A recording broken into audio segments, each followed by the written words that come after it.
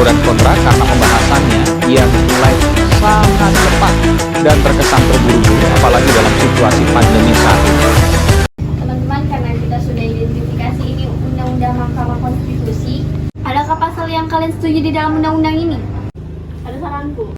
Coba kalian buka pasal 87 di Undang-Undang Nomor 8 Tahun 2011. Pada pasal itu mengenai pada saat mulanya berlakunya Undang-Undang MK.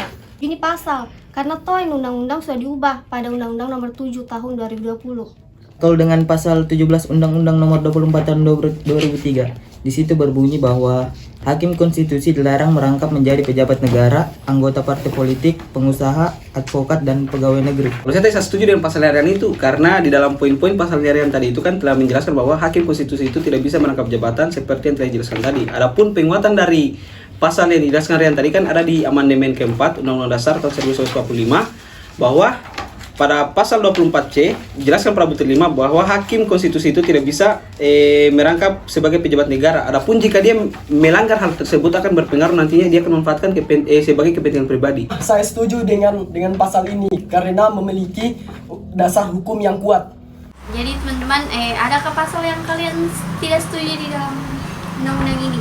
Pasal berapa dan undang-undang berapa? Kalau saya punya saran pasal, yakni pasal 59, di mana pasal 59 ini mengenai penyampaian pengujian undang-undang terhadap Undang-Undang Dasar 1945, bahwa menurut saya itu harus ada perwakilan dari masyarakat, yakni mahasiswa. Pasal 59, kalau saya tidak setuju dengan pendapat itu karena masyarakat sudah memiliki lembaga perwakilan sendiri, yaitu Dewan Perwakilan Rakyat atau DPR. Pendapatku sama dengan Anya, mending kita cari pasal yang lain. Bagaimana kalau pasal 20 ayat 1 Undang-Undang Nomor 7 2020? Saya setuju sama pilihannya Nilu karena pasal 20 ayat 1 membahas tentang ketentuan mengenai tata cara seleksi, pemilihan dan pengajuan hakim konstitusi diatur oleh masing-masing lembaga yang berwenang sebagaimana dimaksud dalam pasal 18 ayat 1. Saya juga setuju karena pemilihan yang ideal untuk Mahkamah Konstitusi harus dijaring dengan selektif. Artinya harus ada mekanisme khusus diformalisasi dalam undang-undang ini untuk pemilihan hakim Mahkamah Konstitusi dengan cara membentuk tim ad hoc dari masing-masing lembaga. Jadi teman-teman sudah setuju dengan pasal yang disebutkan tadi? Saya setuju.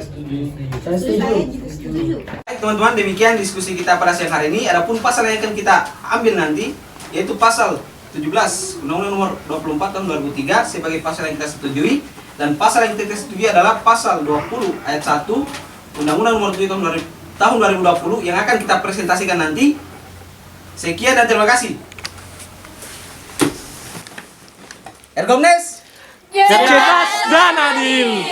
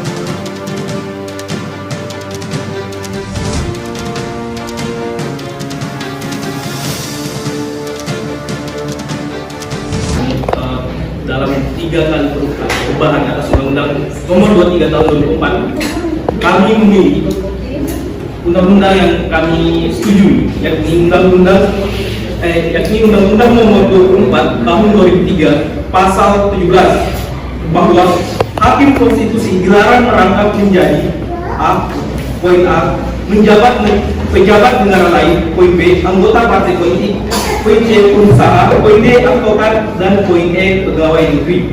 Alasan kami yaitu di mana hakim ini memiliki sifat independensinya, hakim dia tidak ada kepentingan lain.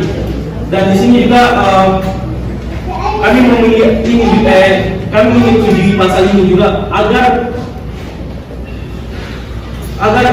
tidak mengurangi kualitas dalam memeriksa, mengadili dan memutus perkara demi tegaknya hukum dan keadilan konstitusional. Kemudian ada pun pasal yang kami tidak setujui, yakni tertera pada pasal 20 ayat 1 Undang-Undang Nomor 7 Tahun 2020 bahwa ketentuan mengenai tata cara seleksi, pemilihan, dan pengajuan hakim konstitusi diatur oleh masing-masing lembaga yang berwenang sebagaimana dimaksud dalam pasal 18 ayat 1. Nah, kami tidak menyetujui pasal ini karena pemilihan yang ideal untuk Mahkamah Konstitusi harus dijaring dengan selektif.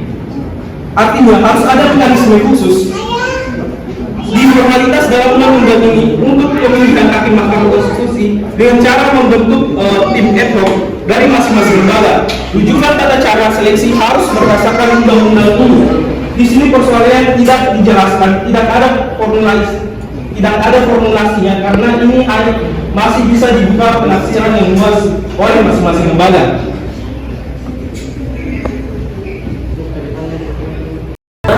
Baik, di sini kami akan membantah pasal yang disetujui oleh kelompok 1, yang dimana pasal tersebut berasal dari Undang-Undang Nomor 24 Tahun 2003 tentang Mahkamah Konstitusi.